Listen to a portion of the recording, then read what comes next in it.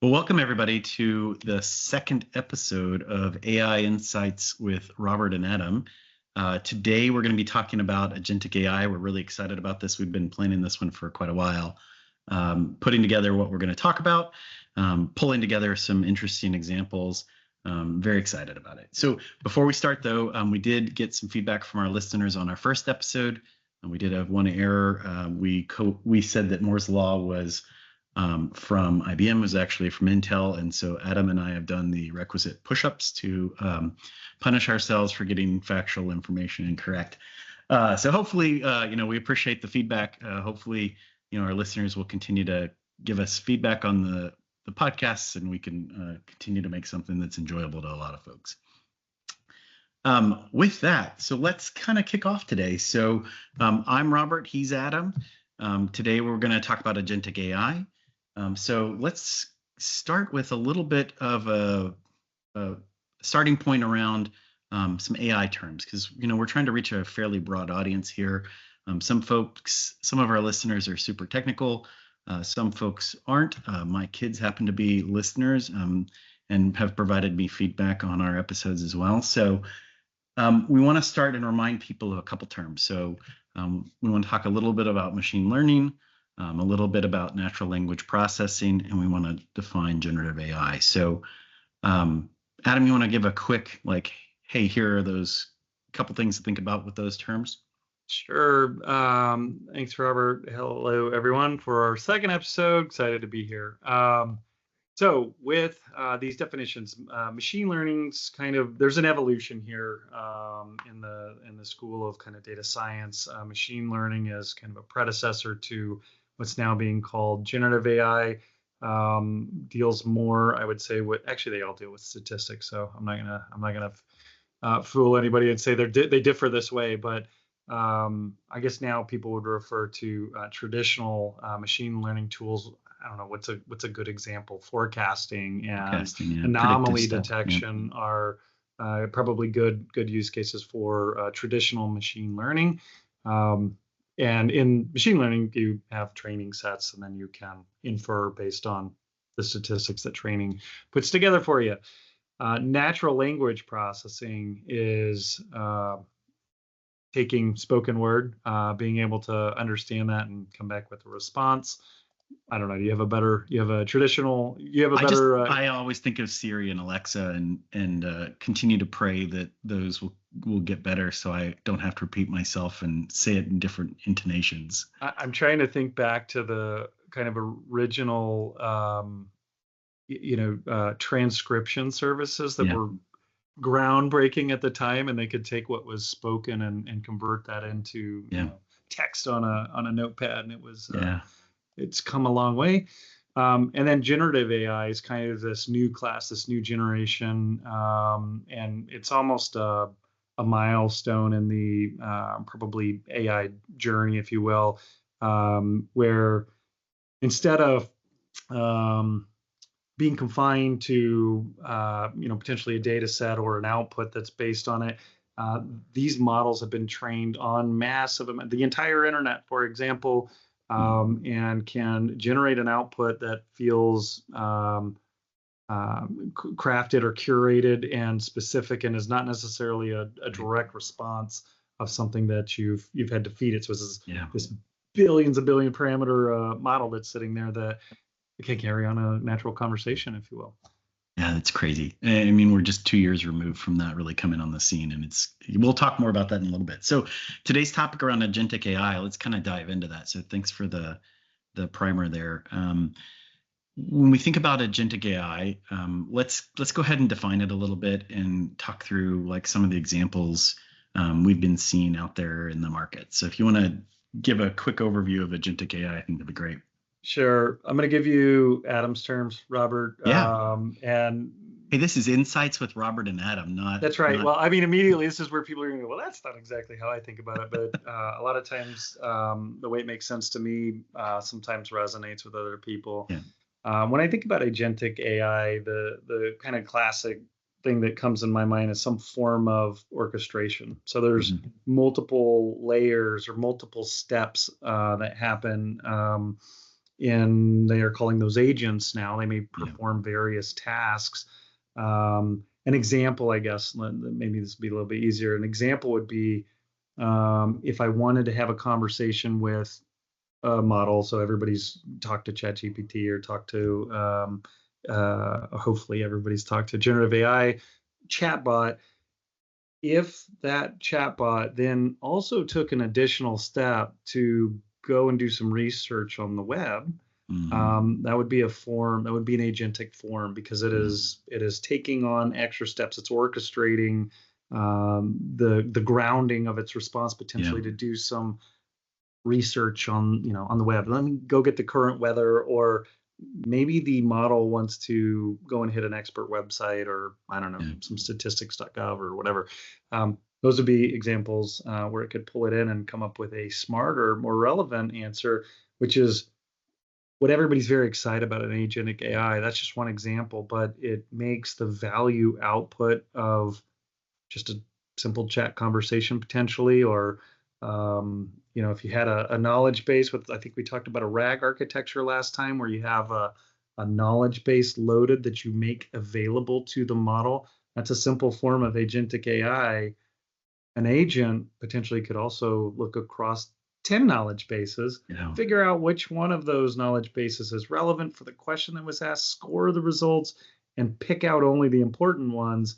Well, you can understand how these are much smarter and have a better value. One of the ones that I had worked on recently that was a simple form of it, similar to what you mentioned, was I had one that would read a specific mailbox, understand and look through what that email was, go look up and compare answers based on the questions in the email, and then it would come back and email the person who sent it in essentially the decision.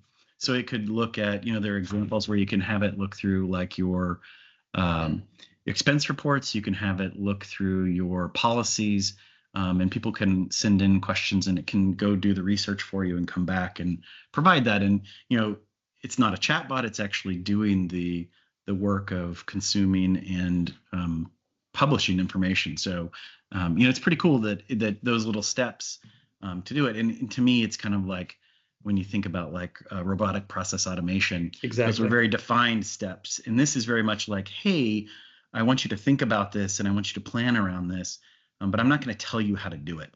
And I think that's what makes this exciting, is you don't have to give it a deterministic flow of what's going to happen.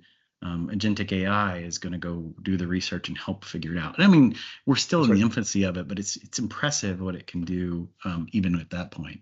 You're touching on like the next generation of RPA, where triage and routing and interacting with applications. This is all being done now with agents. So, so you've also planted a seed, Robert, on when we're emailing about this topic, whether or not that's actually you responding. So I think people are going to start questioning what comes back these days. There you go. Yeah, exactly.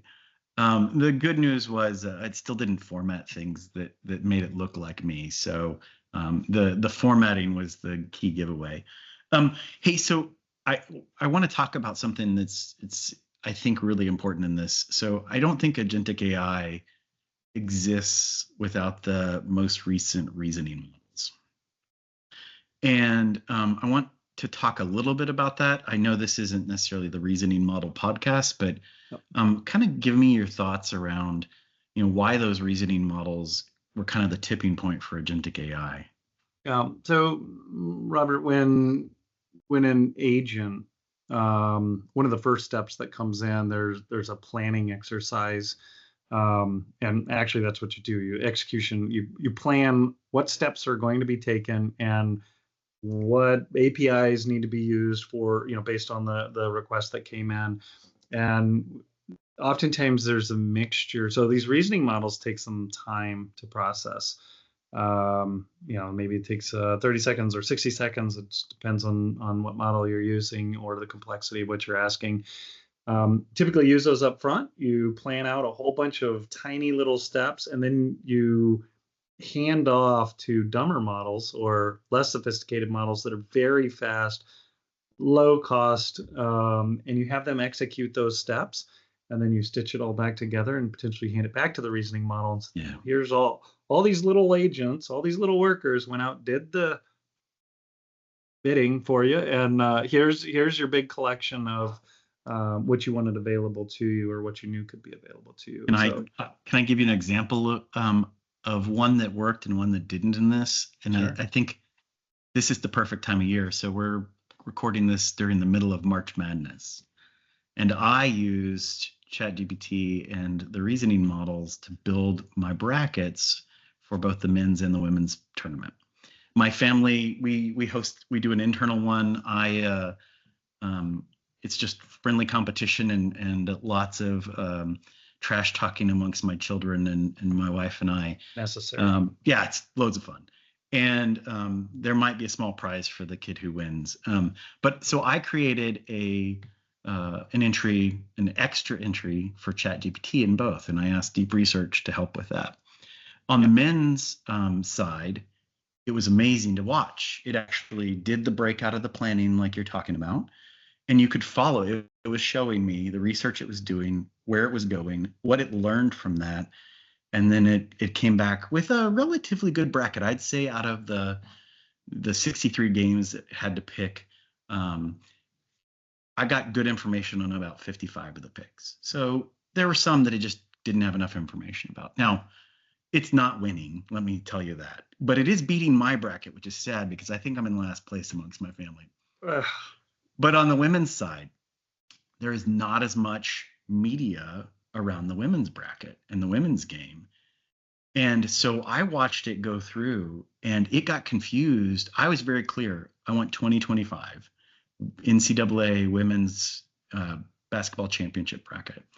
But it was going through and picking 2024, 2023 information because it wasn't finding as much. And at the end of the day, it like missed the whole region, gave information about incorrect matchups. And the worst was it in its reasoning, it got stuck on a picture from 2023 that it was analyzing, and it kept reanalyzing different information about that picture that had nothing to do with what I asked it about it.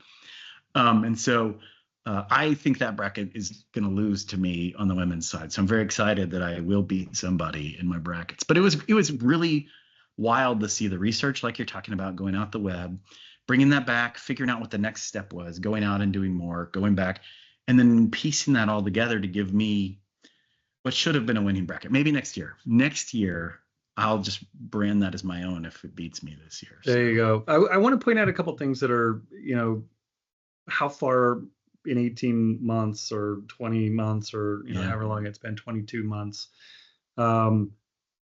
Everything that you described there, they use all this research, goes and pulls from the web, all these little models taking on different chunks, bubbling up the important information. 2 years ago, the number of tokens in the context windows to be able to process that much data. Isn't that crazy? It would have been either cost prohibitive. Yeah. There wasn't the hardware. We've been limited by the hyperscalers potentially that are, opening their frontier models. It is just a drastic change. And I think the second probably thing, we don't have bullets or anything, but the second big thing that opened up agentic frameworks or the ability to actually have that take up, people just start using tokens like they're free, right? I mean, throw a token at everything and get the value out of it, throw it away if it doesn't matter, and move on. And so I hope your deep research, and I know I hope it costs less than the winnings of your internal family. Yes, much less. Rivalry. Much so less. I mean, but that is an important fact that that there is still context to token throughputs and costs. It's mainly pride is the cost here. There's no price for that. So what it's worth to you. But yeah, I think, I mean, one of the things you bring up, like I continue to think back 2 years ago, if you'd asked something that you would have gotten Adam's bracket or you would have gotten Joe Expert's bracket, and that would have been your point of reference. And in this one, I could ask detailed questions about specific games and based on all of its research. And, it went away and did 20 minutes worth of research for me. Yep. Which I was a little annoyed because I was like, oh man, I don't want my kids to see that I'm using ChatGPT. So Yeah, hurry up. Yeah, but it was great. And I think, I continue to marvel about that. Even, I think you and I had this conversation, even let's talk Thanksgiving last year, just what is that, 5 months ago? Yep. The reasoning models were brand new. We went from, normal GPT models to reasoning models, 18 months later, publicly available, to within a month of that, agents starting to pop up. Yep. And I mean, I recently had a LinkedIn post around like, here, we're going to hit, AGI soon, where, we think these things are fully reasoning. And I think if you would ask that, or I'd asked that 2-3 years ago, we would have all laughed like, oh, sure, maybe when my kids are Long old. way to go. Yeah.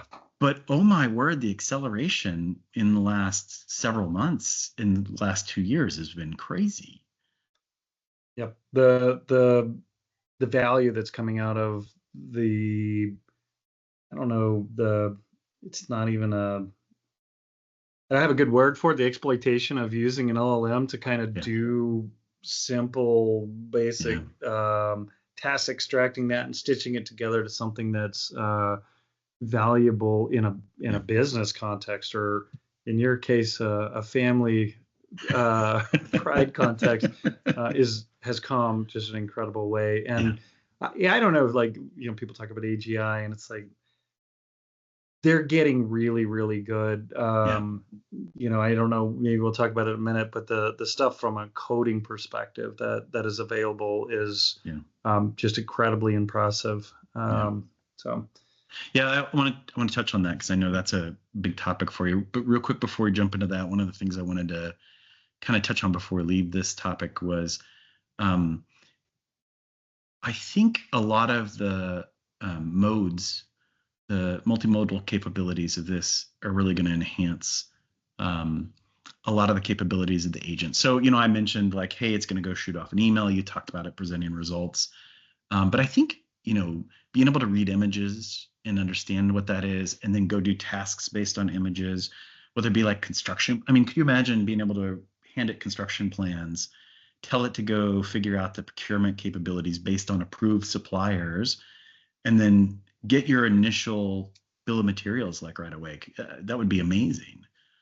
Yeah, or a product refresh, like alternative, like introduce new constraints to your product, and potentially come up with, hey, it understands the function. Well, suppose it understands the functionality. Could be very powerful in kind of a dynamic landscape, supply chain type situations. I think we know some people that would love that ability to go drive through people. that. We do know these people for sure. So you brought up the coding aspect of this and the impact of Agentic AI on coding. And if you step back, I want to keep grounding us back to just a couple years ago. There were you would Google. I mean, that was if you had a junior engineer come to you with a problem or you ran across an error, go Google it, right? With the GPT models coming out, all the Gen AI capabilities, we started to say, okay, well, maybe if they've done the research and they've trained the models, there are going to be things that it can figure out, and hopefully it won't hallucinate too much and introduce errors in it. With the reasoning models, we got some breakdowns of code, but I know this is a particular passion area for you, and you've been spending a lot of time here. So what are some of the things you're seeing, with the reasoning models, with Agentic AI in the coding space? Yeah, it's been just, I've gotten really excited about some of the latest breakthroughs. We need like a flashing light, like Adam's passion project right here. Yeah, like I have little twinkles in my eyes or something. I think frightening is not the right way to describe it, because there's a lot of excitement in the capabilities, and really effectively what it can offload.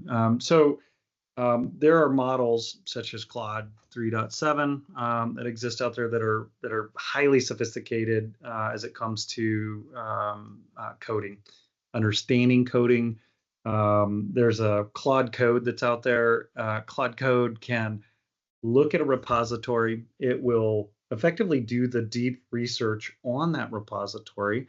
It'll understand the nuances of the styling, understands the breakdown of the language. It knows where the front end is, knows where the back end is, knows that there's a SQL server involved, and understands little nuances of things like how variables are named in this project. And you can effectively have a conversation with this agent. You can tell it you have a bug. It'll, if you don't know where it is, it will figure out where that is in the code. Yeah. It'll propose a solution. It's basically accelerating the complexity of what a engineer would have to do on a project that it may not be perfectly familiar with.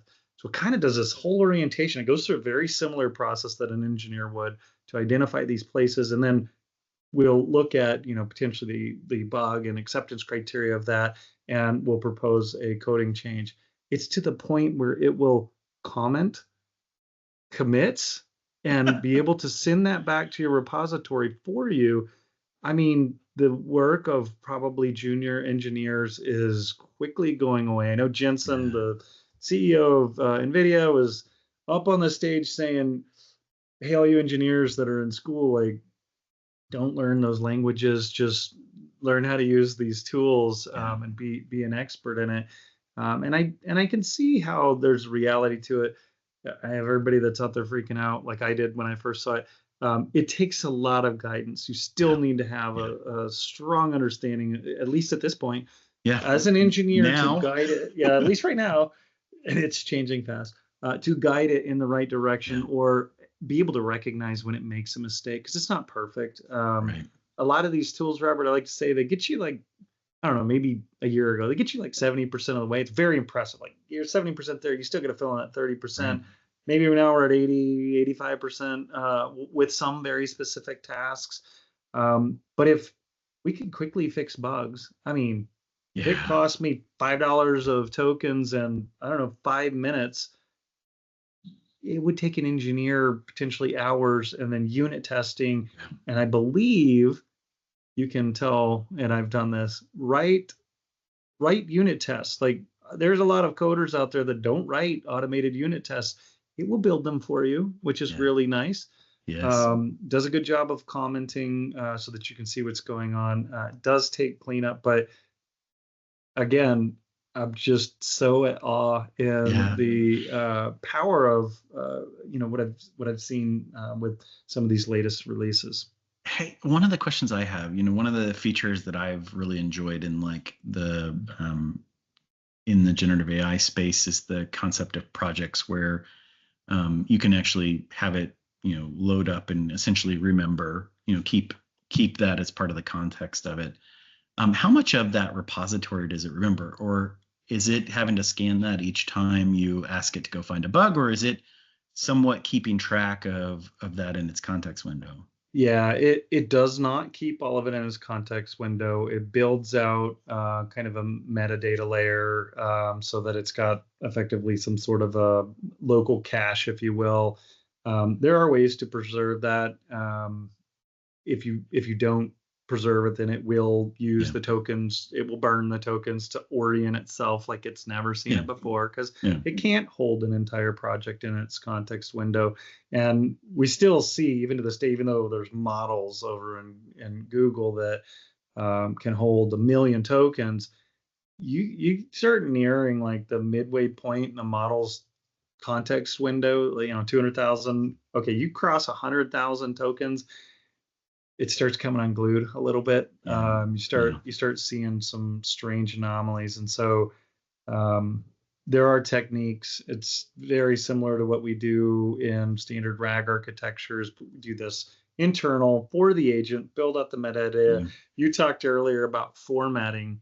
all of these models love to think and document your project in Love Markdown that. language. I The love that. inbound and outbound Markdown language, it uses it heavily. And you also see models communicating and using like XML brackets, so you can see starts and stops of its thought process. It's just really, really That's great. interesting using I think constructs. the part I'm excited about around this, one, I think it helps with, faster coding and deliverables from an engineering team. But, frankly, you and I have both run across this in the past where we've seen code that was written, years and years ago, and there's maybe one or two people in the organization that have access to it and really understand it. And I feel like this sort of unraveling of the technical debt that teams have built up over time is super powerful. I mean, I can just sit here and think through like how you could potentially have even junior developers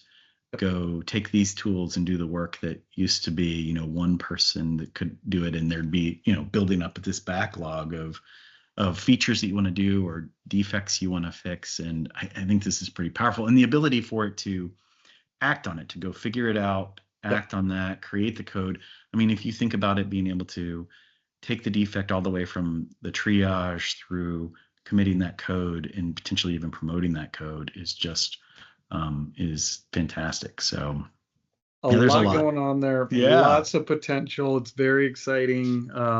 And like everything generative AI these days, it'll be something new next week. Yeah, and the next I was going to week. say, by the time this is out there, there will be something else that we want to talk about and add on to it. And I think, I want to kind of finish this section real quick by, we've talked about it in the coding space, but I think in the customer service space, that whole triaging research act is really powerful, whether it be a customer calling in or whether it be your own internal support. This feels like a really good use of the agentic AI space.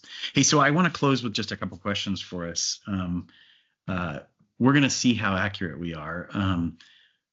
Things have changed so much in 2 years. So what do you think this is going to look like in 5 years? The crystal ball question. Yeah, the crystal ball question. Well, I mean, the classification of things like AGI and, obviously we're going to accelerate faster towards that. There's got to be, I think it's going to be cheaper. I don't know what it's going to look like, Robert. Yeah. I think it's going to be attainable, affordable. They're talking about bringing this down, bringing down things like DeepSeek to, these new M4 MacBooks and being able to, I mean, so you could have these effectively agents just always kind of running. The compute at that point is whatever electricity you're paying. I mean, you have the upfront cost of the hardware. Yeah. So I think it's going to become more accessible and more affordable. Obviously, those are things that everybody's going to say, no kidding. But I mean, in an extreme way. And I guess that's part of my hope, because some of these reasoning models are relatively expensive right now. They're very advanced. They use lots and lots of compute. And if we continue up that curve, that's going to be cost prohibitive very quickly, very, very quickly. So, it was actually interesting you're kind of talking about that. I was looking through ideas for our next episode. All right. And the one that kind of hit me that was kind of an intersection of two things I'm passionate about. One is, the AI future, but the energy needs behind it, like you mentioned. So, my background was all in nuclear engineering in school.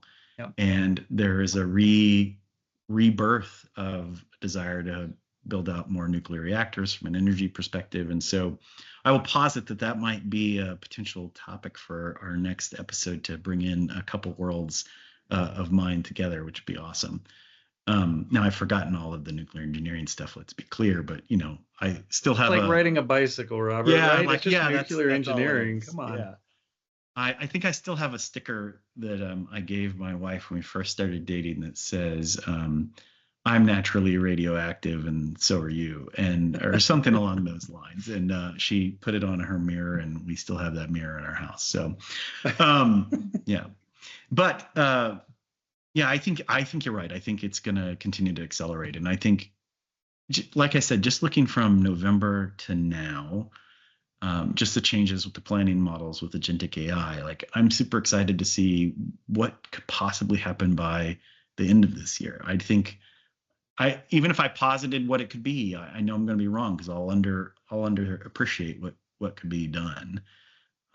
So I'm excited. Maybe it'll pick my fantasy football teams better than my March Madness brackets. That's what I really care about. All right, so last question for you. All right. Okay, we've both seen it. We've both kind of been in and started to build agents and understand what they could be. That's not the norm yet. So there are a lot of people out there that haven't really done it. I mean, what should companies and schools be doing? How can they start to take a look at this and start to get people ready for, I don't want to say the rise of AI, but really the growth and of capabilities out there?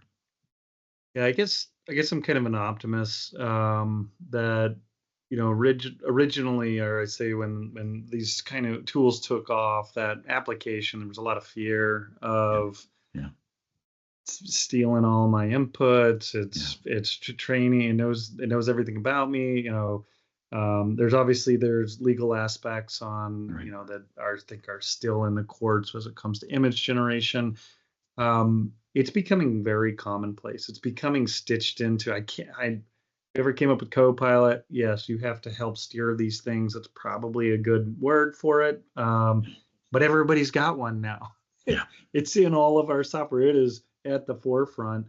Yeah. So, from an education perspective, yeah, that's a real thing. People don't know how to use these tools. I think Right. there's, we didn't know how to use Google when it came out, or we didn't know how to Right. use a search engine. It was not a Right. natural thing. Right. So I think for me, I would say it's going to become commonplace. It's going to be demystified in some form or sense, and it's just going to always be a piece of the things that we interact with daily. I think they've Yeah. replaced generative AI models behind Alexa, right? I mean, I think I hope so. I think so, right? It was only so good, and you leaned on, hey, these things had giant decision trees, and like it was Right. only so good, and you would Right. run out of how creative they were very quickly, or Yeah. run out of what they'd been skilled to execute very Yeah. quickly. So I Yeah. don't know. That's I guess my thought is people need to jump in and Yeah. test these things or try these things, be creative with it, because Right. what people are doing with these agentic kind of frameworks didn't exist 2 months ago, and it was Yeah. because people may have had some ideas and we ran into limitations, and then now these models are smart enough, but people are starting to use these things in new and creative ways, and Right. that is the next Yeah. breakthrough. So Yeah. what do you think? I'm a big fan of people using it. So I mean, I've been encouraging my kids to jump in. Obviously, not to do their homework, not to Right. take tests, but I want them to experience it. I think it's going to be an important capability and tool set that they need to be aware of. And I think in my mind, and I think you're similar, like I'm much more efficient and can do bigger things if I understand the basic way it works. And if I can build that mental model of it. And I think building that mental model is a lot easier when it's not that great, right? Yep. Because then I understand like, how RAG works so that when we get to pure agents, I know what it's trying to do under the covers. And I think so it's important for people to just familiarize themselves with what's there today as building blocks for what's going to be there tomorrow. And one of the as I said, I'd encourage my kids to do it. And one of my oldest son is applying for jobs. He just graduated from college, and I was talking to him about how he uses it. And he said, "Well, had an interview coming up. I told him what the job was. I laid out, what some of the key skill sets were, and he had a back and forth verbal interview That's with great. an AI model to prep him for his other ones. Now I know people are using AI in interviews in improper ways, but I thought that was great because it got him, instead of having to go through 10 interviews to kind of dial in his Right. message, he practiced ahead of time with an AI model. No stakes, right? It doesn't matter if he messes up, he can fumble through it. But then he can have a real conversation and have his thoughts collected and be prepared and primed for a good conversation that's his own, but that he's gotten to a point where he's ready to go. So I thought that was a really great use of it for him. And those are the kind of things I want to see my kids continue to do, that because as they go through college and go into the workforce, I think it's important for them to have that base skill set. Yeah, I really resonate with the use it to understand its limitations. I always joked about in coding breaking it so I can understand how it works, Yeah. or something along those lines, right? I don't know exactly how I'd say it, but same thing goes here. Stretch it, you will identify its limitations. You'll start to understand how this mysterious thing functions, and I think that's really valuable because it makes you more effective at leveraging it. Yep, I agree. Well, awesome. Hey, this has been a lot of fun yet again. That's fun. So I appreciate the time and the Thank effort you, put into Robert. this. This was good.